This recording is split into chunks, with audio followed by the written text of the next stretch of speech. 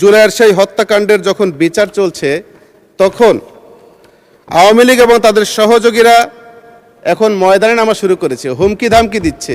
শুধু তাই নয়, সরকারের যে পুলিশ বাহিনী রয়েছে তারা যখন প্রতিহত করতে যাচ্ছে তাদের হত্যারও হুমকি দিচ্ছে।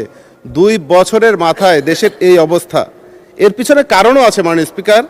আমরা দেখেছি বিগত রেজিমে 2009 থেকে 2024 সাল পর্যন্ত পুলিশ সহ প্রশাসনের অসংখ্য লোক নিয়োগ দেওয়া হয়েছে প্রশাসনে। আমরা জানি যাদেরকে নিয়োগ দেওয়া হয়েছে কত পরিমাণে কিভাবে বিভিন্ন সংস্থার মাধ্যমে তাদেরকে যাচাই বাছাই করে শতভাগ আওয়ামী পরিবার অথবা সেই ফ্যাসিস্টের দোসর অথবা তাদের সহযোগী তাদের পক্ষের লোক নিশ্চিত হওয়ার পর তাদেরকে নিয়োগ দেওয়া হয়েছে। কিন্তু আমরা বর্তমানে কি দেখি, সেই সময় যারা নিয়োগ পেয়েছে তারা সেই দোসরদের পক্ষে ছিল, তাদেরকে এখনও আবারও বিভিন্ন জায়গায় পদায়ন করে অনেক থানায় দায়িত্ব দেওয়া হয়েছে। যারা দায়িত্ব পালন করছে রেজিম সরকারের সময়ে চাকরি পেয়ে, তারা বর্তমান সরকারের পক্ষে অথবা জামাত শিবির বিএনপি এনসিপি তাদের পক্ষে ভূমিকা রাখবে, এটা আমরা কতটুকু আশা করতে পারি? মাননীয় স্পিকার, আমি আমার এলাকা নিয়ে একটু কথা বলতে চাই, জন্য আপনার কাছে 2 মিনিট সময় বাড়িয়ে নেওয়ার জন্য অনুরোধ করছি। আমি বাগেরহাট সদর আসনের এমপি। আমার এলাকায় নানান সমস্যায় জর্জরিত। এই এলাকায় দীর্ঘদিন যাবৎ শাসন করেছে ফ্যাসিস্ট সভায় রাজ পরিবার, যে কারণে এই এলাকাটা উন্নয়নের দিক থেকে একেবারেই বঞ্চিত ছিল।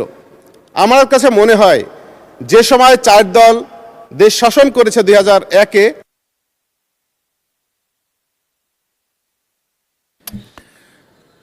আপনি 2 মিনিটে বক্তব্য শেষ করেন প্লিজ। স্পিকার, যে সময় ফ্যাসিস্ট সরকার এসেছে তখন থেকেই আমার এলাকায় উন্নয়ন একদম বন্ধ হয়ে গিয়েছে। 17 বছরের মধ্যে আমরা প্রায় বলে থাকি যে 17 পয়সার উন্নয়ন আমার বাগেরহাটে কখনো আমরা দেখতে পাইনি।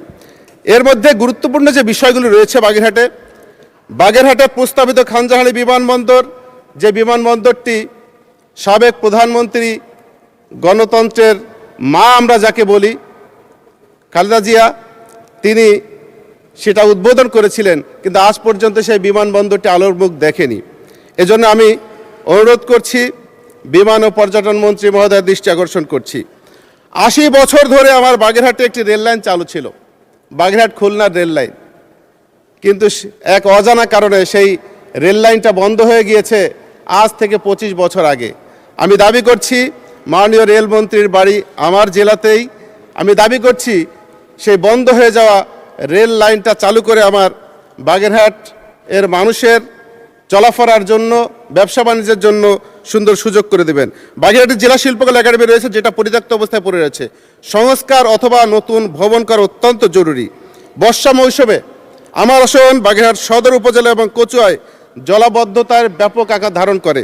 জলাবদ্ধতা নিরসনের জন্য দ্রুত পদক্ষেপ গ্রহণ করার জন্য অনুরোধ করছি। শিল্পনগরী বিসিক একটি রয়েছে, যা আমি ছোটবেলা থেকে একইভাবে দেখে আসছি। দীর্ঘদিন ধরে উন্নয়নের ছোঁয়া নেই, বিসিকটা আস্তে আস্তে ধ্বংসের দিকে চলে যাচ্ছে, সংস্কার করা প্রয়োজন। আমার পৌরসভায় সেবার মান নিশ্চিত করার জন্য দ্রুত পদক্ষেপ নেওয়া দরকার। ঋণের ভারে জর্জরিত পৌরসভাটি, এদিকে নজর দেওয়ার জন্য বলছি।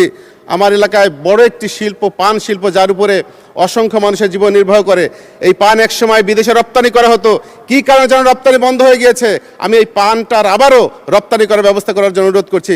ধন্যবাদ।